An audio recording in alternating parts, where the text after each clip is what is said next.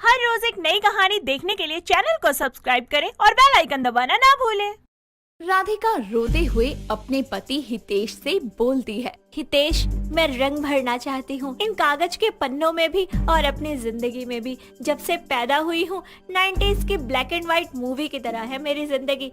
बचपन में माँ बाप गुजर गए, फिर अनाथ आश्रम और अब मेरी सास। मैं तुम्हारी परेशानी समझता हूँ राधिका, पर माँ को ये सब चीजें पसंद नहीं है। राधिका एक काफी सुंदर लड़की थी। बचपन में ही उसके माँ बाप का देहांत होने की वजह से वो एक अनाथ आश्रम में पली बड़ी थी और अनाथ आश्रम से निकलने के बाद वो अकेले रहने लगी और उसे एक अच्छी सी कंपनी में जॉब भी मिल गई। और कंपनी में काम करते हुए एक दिन उसे एक लड़का हितेश मिला। हेलो, मेरा नाम हितेश है और मैं इस कंपनी में अभी नया हूँ। मुझे मेरा कैबिन नहीं मिल रहा, तो क्या आप मेरी मदद कर सकती हैं? हेलो हितेश, मैं राधिका हूँ और मैं इस कंपनी में HR हूँ। आप अपना डेजिग्नेशन और डिपार्टमेंट बता दीजिए, मैं कैबिन दिखाने के लिए पियोन को आपके साथ भेज देती हूँ। मैं इस कंपनी में as a quality parameter manager appoint हुआ हूँ। ओके सर, अभी कोई पियोन नहीं है, इसलिए मैं ही आपको कैबिन तक ले चलती हूँ। Okay fine. इसके बाद राधिका हितेश को कैबिन दिखा देती है और वापस अपने कामों में लग जाती है। ऑफिस बंद होने से जस्ट पहले हितेश राधिका को बुलाता है और कहता है, राधिका, मैं इस ऑफिस के साथ साथ इस शहर में भी नया हूँ।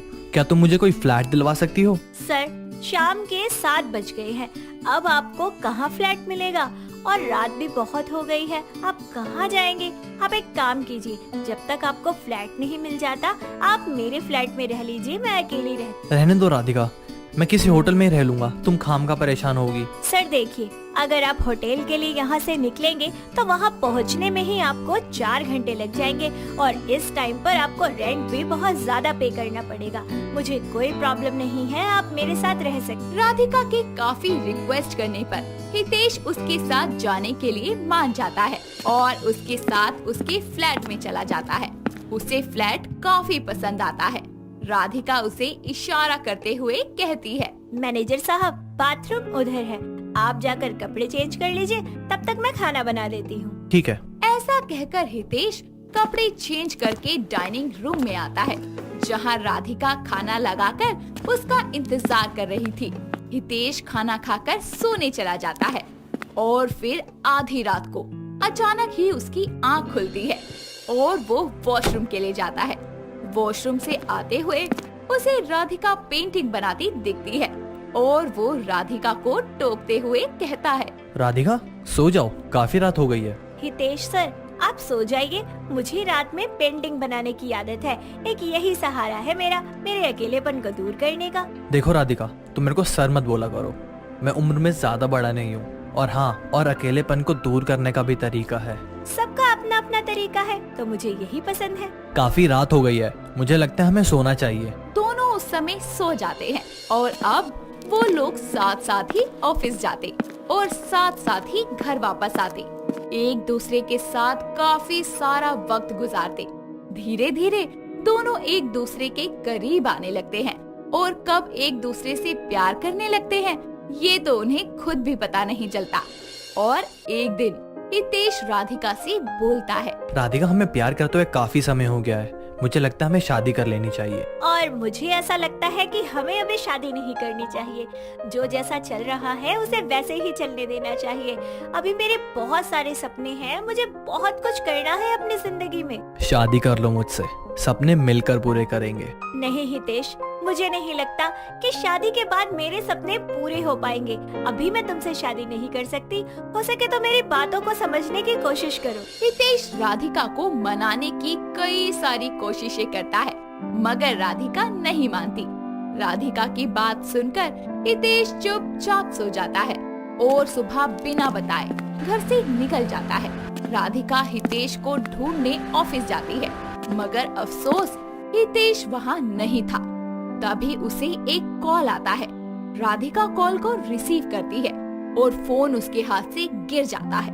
वो काफी तेजी में अपनी गाड़ी से सिटी हॉस्पिटल जाती है और वहां जाकर उसे पता चलता है कि उसके शादी से इनकार करने की वजह से हितेश ने खुदकुशी करने की कोशिश की है, जिसकी वजह से उसे काफी गहरी चोट आई है और कुछ ही देर में हितेश की माँ बिमला और उसकी बड़ी बहन कीर्ति भी हॉस्पिटल आते हैं और दोनों उसके सामने गिड़गिड़ाने लगते हैं। बेटी मान जाओ ना, हितेश पागल हो गया है तुम्हारे प्यार में।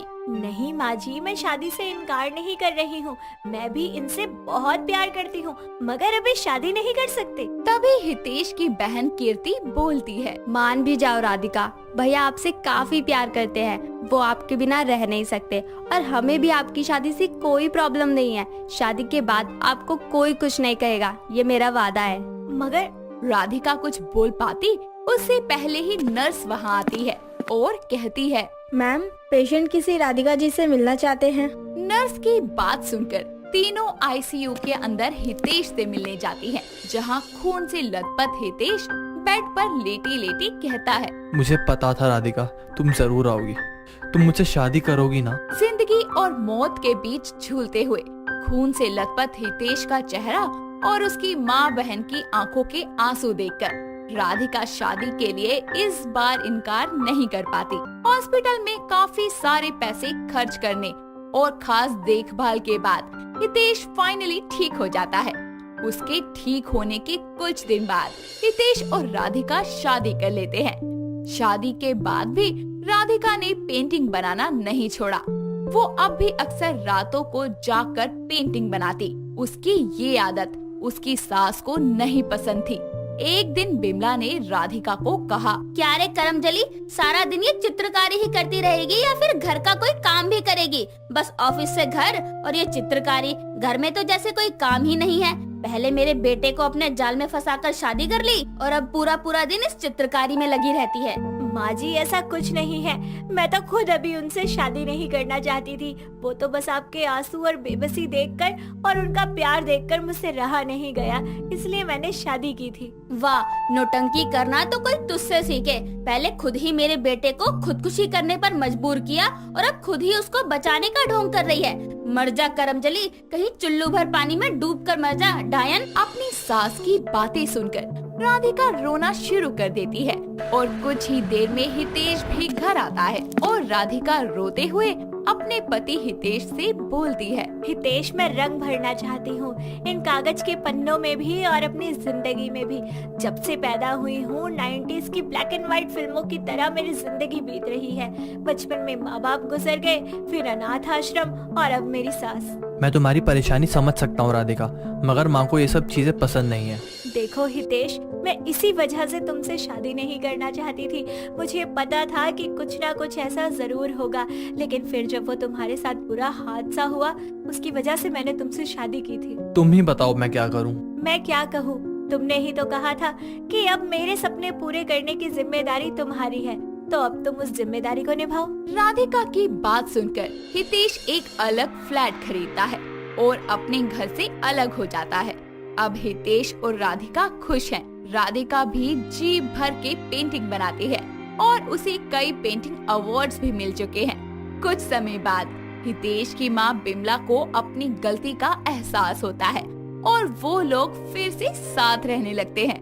सुशांत और उसकी पत्नी मानवी कुछ दिन पहले ही अपने नए फ्लैट में शिफ्ट हुए थे, जिस कारण उनके घर का सामान यूं ही बिखरा पड़ा था। तभी सुबह सुबह उठकर सुशांत सीधा हॉल में टीवी ऑन करके सोफे पर बैठता है। तभी एक चर की आवाज के साथ सोफा टूट जाता है। तभी वहाँ मानवी आती है और बोलती है, हाय राम, क्या करूँ मैं इस आदमी का। कहा था कि सोफा शिफ्टिंग के समय क्रैक हो गया है, बैठते समय ध्यान देना, पर नहीं, अब धंस गए ना सोफे में। हाँ तो प्रवचन क्या सुना रही हो, मुझे उठाने में मदद करो ना। अरे पहले हाथ तो आगे करो। जिसके बाद मानवी सुशांत को टूटे हुए सोफे से उठने में हेल्प करती है। तभी अपनी कमर को पकड़ते हुए सुशांत बोलता है, अरे सुबह सुबह मेरी कमर की बैंड बजा दी। अरे तुम्हें अपनी कमर की पड़ी है, यहाँ मेरा मायके से आए सोफे की जान निकाल दी तुमने। वो नहीं दिखाई दे रहा, शिफ्टिंग में तो ये बस क्रैक हुआ था, पर तुमने इस पर बैठकर तो इसे किसी लायक ही नहीं छोड़ा। अरे लकड़ी का तो सोफा है, कारपेंटर बुला के मरम्मत करवा लेते हैं ना। तुम्हारा दिमाग है या खाली खोपड़ी? तुम क्या चाहते हो, इसे जैसे तैसे जुगाड़ से ठीक कर ले ताकि तुम्हारी तरह बाकी लोगों की कमर भी इस पर बैठते हुए टूट जाए। हाँ बिल्कुल नहीं, अब घर पे नया सोफा आएगा। इस देवी से सुबह सुबह बहस करने का कोई फायदा नहीं है। ठीक है, शाम को चलते हैं नया सोफा लेने। पहले कमरे में आओ और मेरी कमर पर मूव लगा दो। इतना कहकर वो कमर पकड़े कमरे की तरफ चला जाता है और उसके एक बार में ही सोफे लेने को लेकर हाँ कहने से हैरान होकर मानवी खुद से बोलती है, वाह क्या बात है, ये तो एक बार में ही मान गए। मुझे तो लगा हर बार की तरह इस बार भी मुझे कोई नौटंकी करनी होगी, पर इसकी तो नौबत ही नहीं है। चलो अच्छा है, मेरी बात सुनने लगे हैं, अब नया सोफा आएगा। हाय। इतना कहकर वो हंसते हुए वहाँ से चली जाती है। शाम को दोनों नया सोफा लेने के लिए एक बड़ी सी फर्नीचर की शॉप में जाते हैं, जहाँ अलग अलग डिजाइन और साइज के सोफे होते हैं।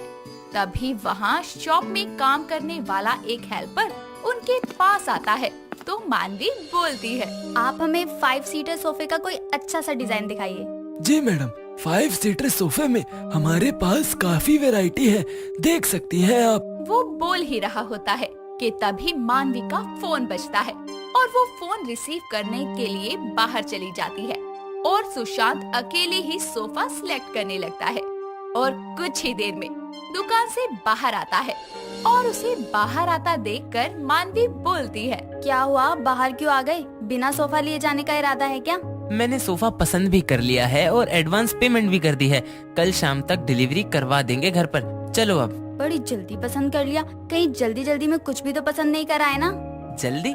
पूरे आधे घंटे से अंदर था मैं, और तुम्हें पता नहीं क्या अर्जेंट कॉल आते रहते हैं। हाँ ठीक है ना, गुस्सा क्यों कर रहे हो? चलो तुम्हें ठंडी ठंडी लस्सी पिलाती हूँ। जिसके बाद दोनों घर के लिए निकल जाते हैं। अगले दिन जब शाम को सुशांत ऑफिस से घर लौटता है तो देखता है कि हॉल में नया सोफा आ गया है। सोफे को देखते ही सुशांत अपना बैग साइड में रखकर सोफे पर पसर जाता है।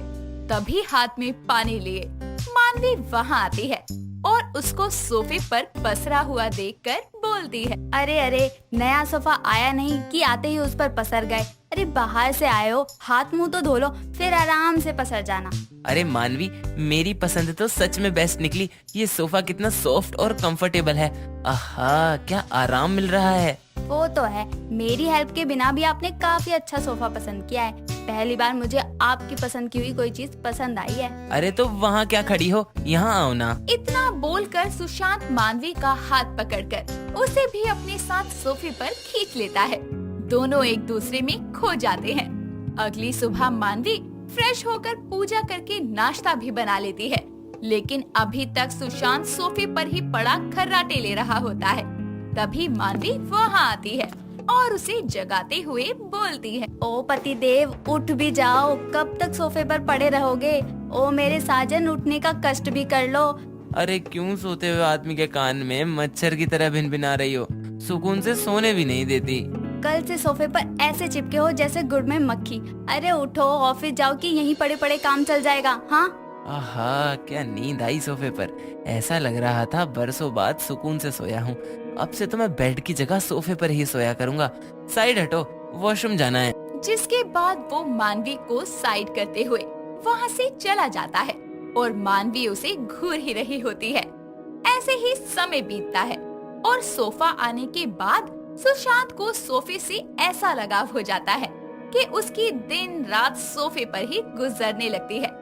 एक दिन उसकी कुछ पड़ोसनी घर आती है। तब सुशांत सोफे पर पसरे हुए लैपटॉप चला रहा होता है। तभी मानवी पड़ोसनों को देखकर बोलती है, अरे तुम दोनों, अरे वहाँ क्यों खड़ी हो? अंदर आओ ना, और बताओ कैसी हो? अरे मानवी, खड़े खड़े ही बात करेगी या बैठने को भी कहेगी?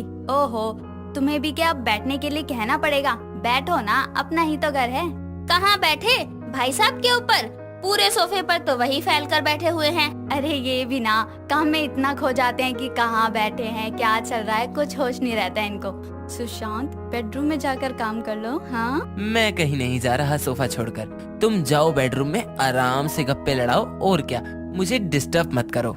ये आदमी बोरा गया है सोफे के पीछे। अब क्या मैं इन पड़ोसनों को लेकर बेडरूम में जाऊं? अरे याद आया, मुझे तो मार्केट जाना था। मानवी, किसी और दिन आराम से बैठकर बातें करेंगे। हाँ, मुझे भी बंटू को ट्यूशन से लाना था। चल मैं भी चलती हूँ। इतना कहकर दोनों पड़ोसनी वहाँ से उल्टे पांव निकल जाती है और मानवी सुशांत को घूरते हुए बोलती है, क्या क्या मजा आता है तुम्हें इस सोफे से चिपके रहने में? ऐसा भी क्या लगाव कि 2 मिनट के लिए सोफे को खाली नहीं छोड़ते? हाँ, अरे सोफा हमने अपने लिए लिया है या पड़ोसियों के लिए? और मुझे इस सोफे से बहुत प्यार है, मेरा मन नहीं लगता कहीं और बैठने में। हाँ हाँ, वो तो मुझे दिख ही रहा है। खाना पीना, सोना, उठना, बैठना सब कुछ सोफे पर ही होता है तुम्हारा। वो तो तुम्हारा बस नहीं चलता, वरना तुम तो नहाना धोना भी इसी पर कर लो। हाँ। इतना सुनाकर मानवी मुंह बनाते हुए वहाँ से चली जाती है, पर सुशांत पर उसकी बातों का रत्ती भर भी फर्क नहीं पड़ता।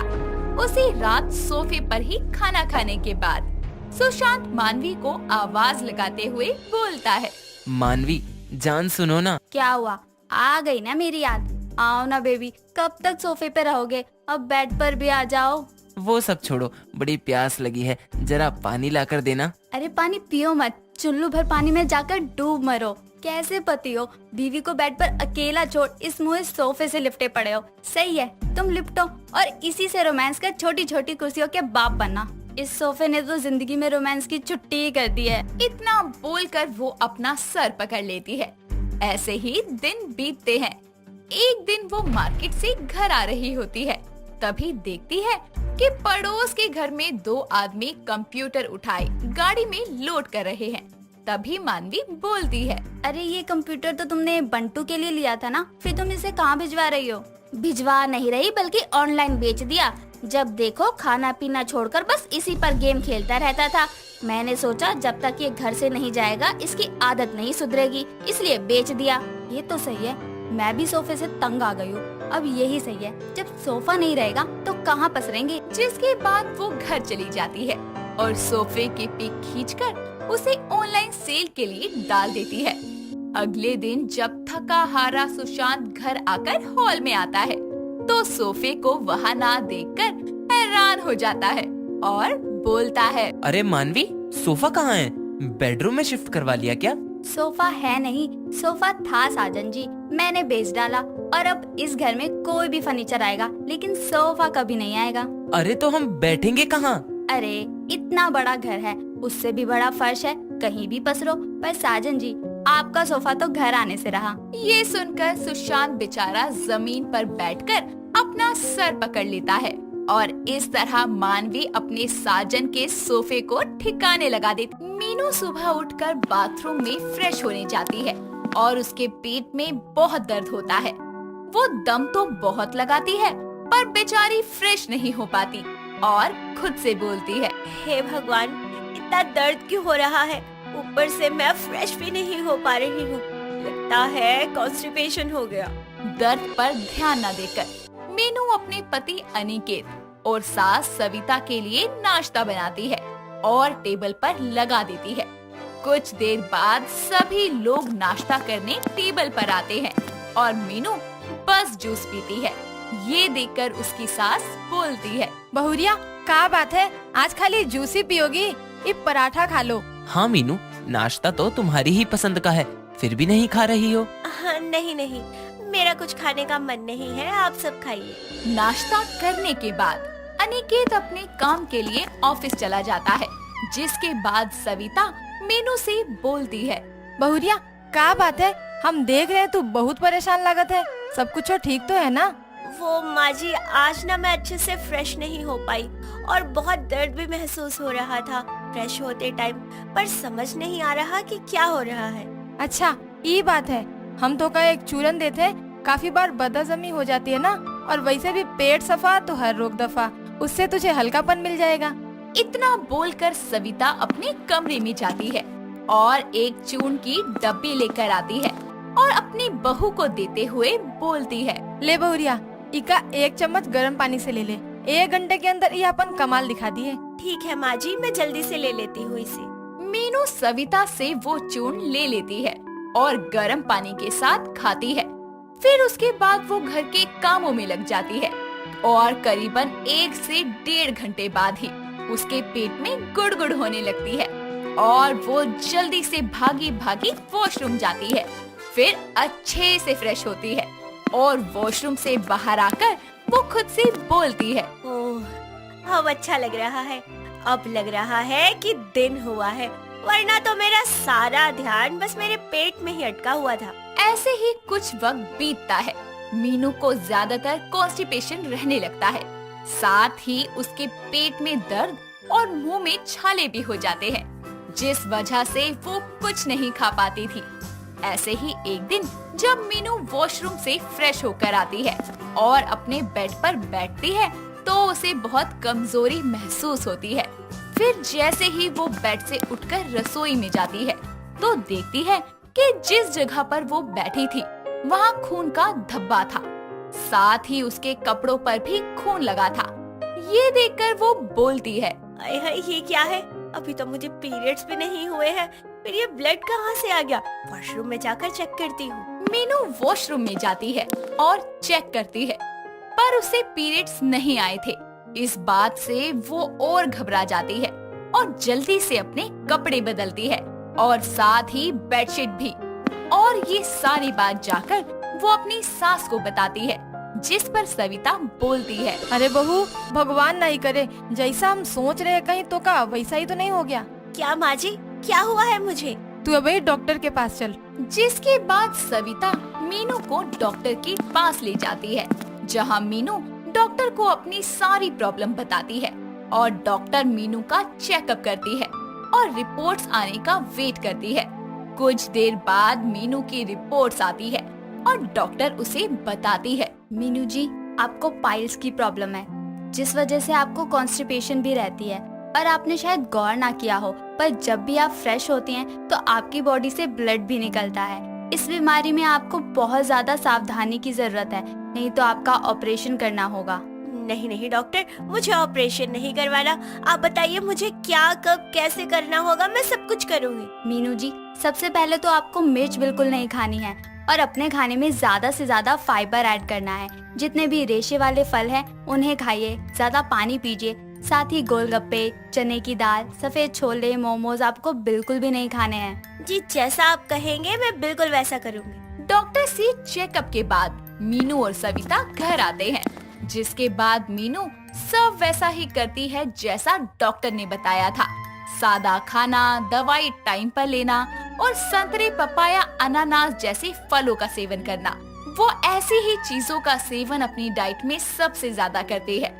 कुछ टाइम बाद उसकी पाइल्स की प्रॉब्लम में सुधार होना शुरू हो जाता है। और ऐसे ही एक दिन, बहुरिया, अब तुम्हारी तबीयत कैसन है?